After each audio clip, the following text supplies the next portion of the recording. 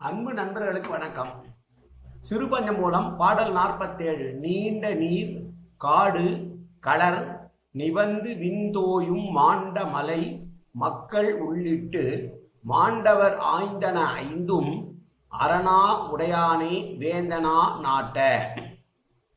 ஒரு நல்ல அரசனுக்கு எவையெல்லாம் வேலியாக அமைய வேண்டும் என்று சொல்லுகிற பாடல். நீண்ட நீர் என்றால் நீண்ட நெடிய கடற்கரை, வனப்பிரதேசங்கள், களர் நிலங்கள், மலை விண்ணளவு ஓங்கி வளர்ந்திருக்கிற மலைகள், நல்ல மக்கள் ஆகிய ஐவரும் ஒரு நாட்டிலே இருந்தால் அந்த நாடு வளமையாக இருக்கும். அவர்களே அந்த நாட்டினுடைய வேலியாக அரணாக இருப்பார்கள் என்று சொல்லுகிற பாடல்.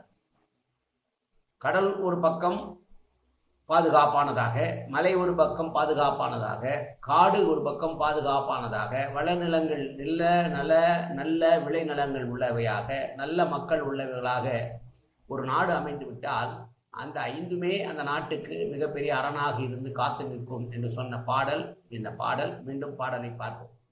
நீண்ட நீர் காடு களர் நிவந்து விண்தோயும் மாண்ட மலை மக்கள் உள்ளிட்டு மாண்டவர் ஆய்ந்தன ஐந்தும் அரணா உடையானே வேந்தனா நாட்ட. நன்றி, வணக்கம்.